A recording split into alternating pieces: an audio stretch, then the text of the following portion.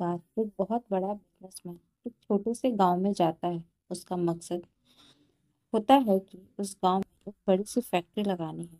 वह एक ऐसी जगह पर पहुंच जाता है जहां पर उसके सामने एक नदी होती है और उस नदी के सामने वह गांव होता है।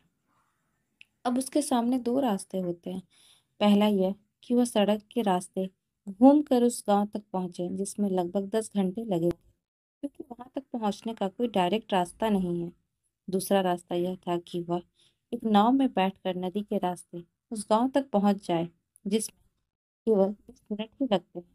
तो अपना टाइम बचाने के लिए उसने उस नाव के जरिए गांव तक पहुंचने का फैसला किया। वह नाव बहुत छोटी सी थी, जिसमें एक तरफ वह आदमी बैठा था जो नाव चला रहा था और दूसरी तरफ वह बिजनेसमैन बैठा था।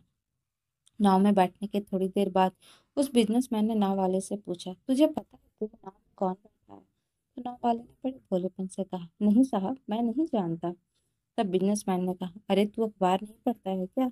मेरी फोटो हर दूसरे तीसरे दिन अखबार में छपती है।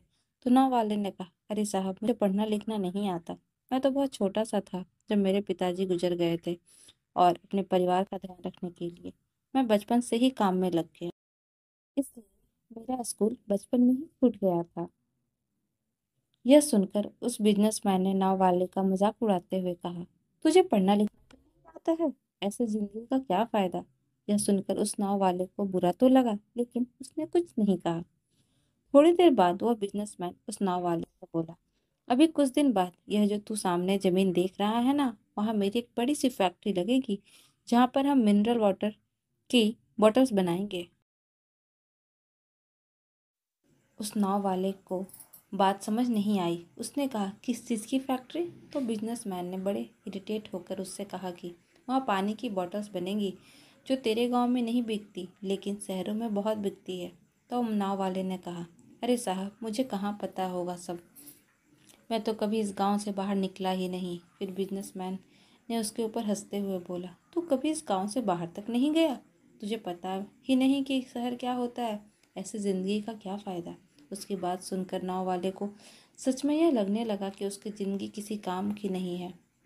यह सोचते हुए उसकी नाव पे पर से ध्यान हटी और नाव की एक बड़े पत्थर से टक्कर हो गई, जिसकी वजह से नाव में पानी भरने लगा और नाव डूबने लगा। उस जगह पर पानी बहुत ही गहरा था और किनारा बहुत दूर था। नाव वाले को समझ आ गया कि अब इस नाव को बचाने का कोई तरीका नहीं। फिर वह अपनी जान बचाने के लिए नदी में छलांग लगाने ही वाला था, तभी उसने बिजनेसमैन से पूछा, आपको तैरना तो आता है ना? तो बिजनेसमैन ने घबरा कर पूछा, ऐसा क्यों पूछ रहे हो? मुझे तैरना नहीं आता है। उसकी यह बात सुनकर नाव वाले को हंसी आ गई और बोला, साहब, आपको तैरना तक नहीं आता, ऐसी जिंदगी का क्या फ़ायदा? यह सुनकर उस बिजनेसमैन को अपनी गलती का एहसास हुआ और हाथ जोड़कर उसने नाव वाले से कहा, तुम जो मांगोगे मैं तुम्हें वह दूंगा, बस मेरी जान बचा लो। तो उस नाव वाले ने कहा, अरे साहब, घबराओ मत, मुझे सिर्फ तैरना ही नहीं आता बल्कि डूबते हुए लोगों को बचाना भी आता है। अब मुझे कसकर पकड़ लो, मैं आपको कुछ नहीं होने दूंगा। और फिर उस नाव वाले ने न सिर्फ अपनी बल्कि बिजनेसमैन की भी जान बचाई। कभी कभी हम अहंकार में इतने चूर हो जाते हैं कि दूसरे के काम को और उसके हुनर की कदर करना भूल जाते हैं। तो हमें इस कहानी से एक बहुत बड़ी सीख मिलती है कि ज़िंदगी में कभी भी किसी की मजाक नहीं उड़ानी चाहिए या अपने से कम नहीं समझना चाहिए, क्योंकि हमें नहीं पता कि कब, कहाँ और कैसे किसकी ज़रूरत पड़ जाए।